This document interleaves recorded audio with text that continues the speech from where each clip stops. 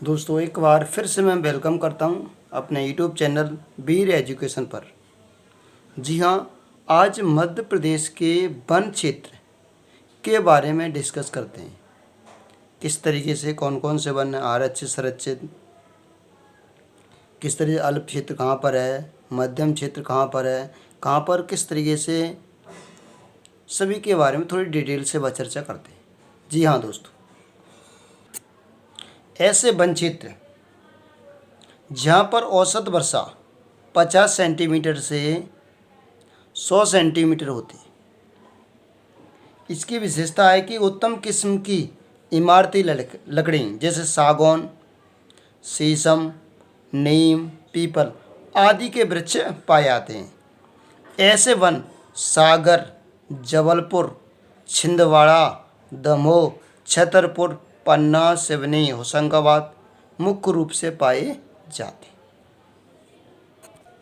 तो उष्ण कटिबंधीय पर्णपाती वन, वनों को भौगोलिक में फर्स्ट नंबर है उष्ण कटिबंधीय पर्णपाती वन। अब आगे बात करते हैं उष्ण कटिबंधीय अर्ध पर्णपाती वन। औसत वर्षा 100 से 150 सेंटीमीटर। यहाँ पर भी साल, सागौन, बांस, बीजा, कसाई, तिनसा, जामुन, महुआ, सेजा, हर्रा आदि के वृक्ष मिलते हैं।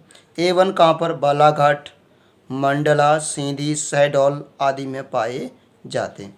उष्ण कटिबंधीय शुष्क पर्णपाती वन, उष्ण कटिबंधीय शुष्क पर्णपाती वन, ये अपेक्षाकृत कम वर्षा वाले, ये अपेक्षाकृत कम वर्षा यानी कि 20 से 75 सेंटीमीटर। बबूल, हर्रा, पलाश, तेंदू, शीशम, हल्दू, सागौन, शीशम आदि पाई जाती है। जब कम वर्षा, शिवपुर हुआ तुम्हारा, शिवपुर, शिवपुरी, मंदसौर, टीकमगढ़, दतिया, खंडवा, इस जगह ये वाले वन पाए जाते हैं। अब देखो वनों का प्रशांतीकरण, किस तरीके से वनों का प्रशांतीकरण हुआ है। तो वनों का प्रशासनिक वर्गीकरण किस तरीके से हुआ? संरक्षित वन, संरक्षित वन यानी कि 3 पार्ट्स में बांटा गया: संरक्षित, आरक्षित और अवर्गीकृत।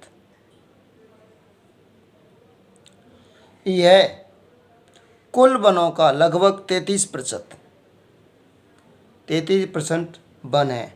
इसमें पशु चारण करना और लकड़ी काटना निषिद्ध है, यानी कि ये वन जिस पर शासन का पूर्णतः नियंत्रण रहता है। क्या रहता है? पूर्णतः नियंत्रण रहता है, जिसमें पशु चारण करना, लकड़ी काटना पूर्णतः निषिद्ध बताया गया। तो संरक्षित वन। इसके बाद आता है आरक्षित वन। कुल वनों का लगभग 65% आरक्षित वन है। इसमें क्या होगा? ये वन भूमि के कटाव को रोकने, इसका काम क्या है लिखा नहीं इसमें, लेकिन ध्यान रखो, भूमि के कटाव को रोकने के लिए, जलवायु पर विचार विमर्श करने के लिए महत्वपूर्ण है। पेपर में क्वेश्चन आ सकता है कि भूमि के कटाव को रोकने के लिए कौन सा वन होना चाहिए, यानी आरक्षित, संरक्षित, अवर्गीकृत वन, इनमें से कोई। तो आरक्षित पर ध्यान रखना कि भूमि के कटाव को रोकना और जलवायु को के ऊपर विचार करने के लिए आरक्षित वन का प्रयोग करते हैं। हालांकि इन वन पर भी सरकार का पूर्णतः नियंत्रण रहता है। यहाँ पर भी आपको पशु चारण करना और लकड़ी काटना निषिद्ध है। यह लाइसेंस के तहत लकड़ी काटी जा सकती है। अवर्गीकृत ऐसे वन जो मात्र 2%, कितने परसेंट? 1.8 यानी कि 2% हैं। ए वन किसी भी वर्ग में वर्गीकृत नहीं है, यानी कि किसी भी वर्ग में बटे नहीं। ए वन पशु चारण और लकड़ी कटाई की जा सकती है। तो इस तरीके से वनों के भौगोलिक वर्गीकरण और वनों के प्रशासनिक वर्गीकरण के बारे में अध्ययन किया है। मध्य प्रदेश वन शासन द्वारा वनवृत्त, सबसे बड़ा वनमंडल, उप वनमंडल, परिक्षेत्र और परिक्षेत्र सहायक वृत्त 16 अच्छी संख्या है, इसमें 22 संख्या, इसमें 473 और इसमें 1871, 8286। वन व्रत क्या होता है? देखो वन व्रत, वन व्रत किसे कहते हैं? मध्य प्रदेश के सर्वोच्च वन अधिकारी वन मुख्य प्रधान होता है, यानी कि प्रधान मुख्य वन संरक्षक होता है। पुनर्गठित मध्य प्रदेश में 16 वन व्रत हैं। कितने वन व्रत हैं? 16। वन व्रत का प्रमुख अधिकारी वन संरक्षक होता है। खंडवा वन व्रत सबसे बड़ा वन व्रत है। यहाँ से क्वेश्चन बन सकता है कि सबसे बड़ा वन व्रत कौन सा? खंडवा है, जिसके अंतर्गत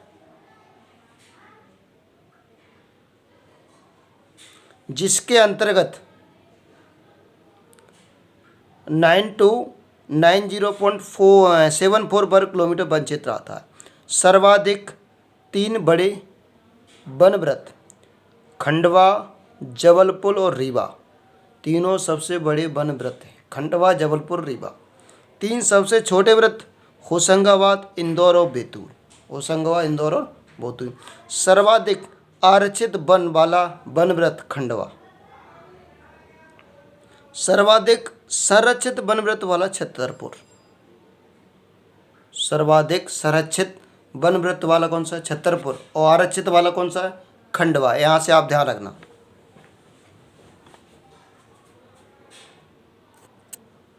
अब देखो वनमंडल, वनमंडलों किस तरीके से परिभाषित करते हैं। वन व्रत पुनः वनमंडलों में व्यक्त किया जाते हैं। मध्य प्रदेश में 62 वनमंडल, कितने? 62, जो एक वन व्रत में 2 या 2 से अधिक भी वनमंडल होते हैं। यहाँ आप ध्यान रखना, वन व्रत में 2 या 2 से अधिक वनमंडल भी होते हैं। इसका प्रमुख अधिकारी वनमंडलाधिकारी होता है। सर्वाधिक बड़ा वनमंडलाधिकारी जबलपुर व्रत का। सर्वाधिक वन आरक्षण वाले क्षेत्र बालाघाट, छिंदवाड़ा, सीधी। बालाघाट, छिंदवाड़ा और सीधी। न्यूनतम वन आरक्षित कौन सा तुम्हारा? शाजापुर, उज्जैन, रतलाम। शाजापुर, उज्जैन और रतलाम। सर्वाधिक वन आवरण वाले प्रतिशत जिला बालाघाट, श्योपुर, उमरिया। न्यूनतम वन आरक्षित, न्यूनतम वन आवरण प्रतिशत वाले जिले कौन से? शाजापुर, उज्जैन, रतलाम। शाजापुर, उज्जैन और रतलाम।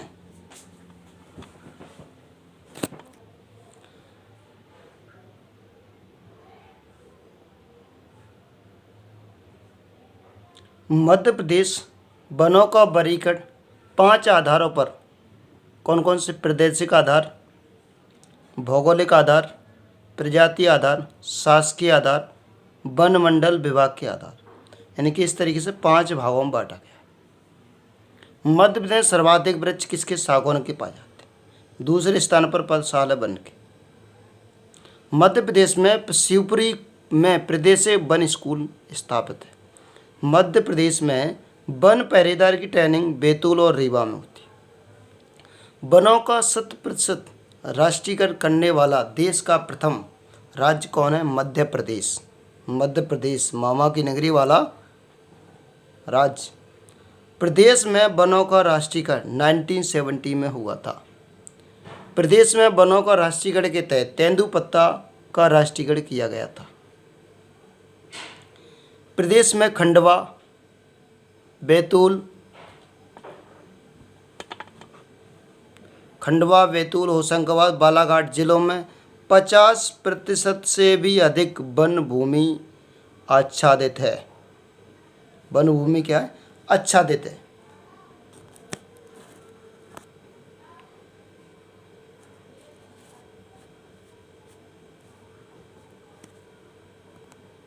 सर्वाधिक वन खंडवा वृत्त में पाए जाते हैं। उज्जैन सबसे कम आरक्षित वन वाला क्षेत्र।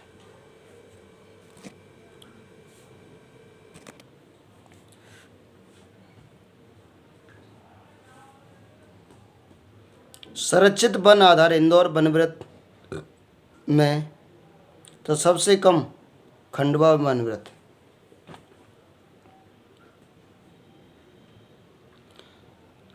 मध्य प्रदेश वन विकास नियम की स्थापना 1975 में की गई। 1975 मध्य प्रदेश वन संरक्षण अधिनियम 1974, सामाजिक वानिकी योजना 1976, 74, 75, 76, इसे ध्यान रखना। 74 यानी कि वन संरक्षण तो वन विकास होगा तो सामाजिक योजना, तो 74, 75, 76 से ध्यान रखना। मध्य प्रदेश 70% तेंदुपत्ता का उत्पादन होता है, जो तेंदुपत्ता प्रदेश में प्रथम स्थान पर है। मध्य प्रदेश का संपूर्ण वन क्षेत्र वन विभाग में नियंत्रण है। प्रदेश में वन संपदा सागौन साल के शामिल है। गौड़ वन तेंदुपत्ता, हर्रा, गोंद आदि का आते हैं। तेंदुपत्ता का संग्रहण कहाँ होता है? सागर, जबलपुर, शहडोल। कहाँ पे होता है? सागर, जबलपुर और शहडोल। मध्य प्रदेश शासन द्वारा 1988 में तेंदुपत्ता नीति में बिचौलिया को समाप्त कर दिया। लाख उत्पादन में मध्य प्रदेश बिहार के बाद दूसरा स्थान है। बिहार का फर्स्ट, उसके बाद एमपी का। हर्रा का उपयोग चर्म शोधन, पेंटिंग प्रेस आदि दवाई के रूप में। कुल लकड़ी का 20%, मध्य प्रदेश देश की कुल लकड़ी का 20% योगदान रखता है। एमपी प्रदेश में हर्रा का उत्पादन बालाघाट, मंडला, छिंदवाड़ा, जबलपुर आदि जिलों में है। प्रदेश में बैतूल, खेर, धारवाड़, गोंद प्राप्त होता है। सबसे कम वनवृत्त होशंगाबाद वनवृत्त। मध्य प्रदेश होशंगाबाद जिले में साल वृक्ष की सघनता ज़्यादा पाई जाती है। मध्य प्रदेश शासन की पहली वन नीति 1952 में, दूसरी वन नीति 2005 में की गई। तेंदुपत्ता का 1964 में, बांस का 1973 में तथा साल बीज का 1975 में राष्ट्रीयकरण किया गया। तेंदुपत्ता 1964, बांस का 1973 और जबकि बीज का, साल बीज का 1975 में इसका क्या किया था? राष्ट्रीयकरण किया गया था। दोस्तों, इस तरीके से हमने मध्य प्रदेश में वन क्षेत्र के ऊपर डिस्कस किया। अगर हमारा ये वीडियो अच्छा लगे तो लाइक, शेयर, सब्सक्राइब जरूर करें और कमेंट करके बताएं। तब तक के लिए हम आपको जय हिंद, जय भारत, सभी को मेरा नमस्कार।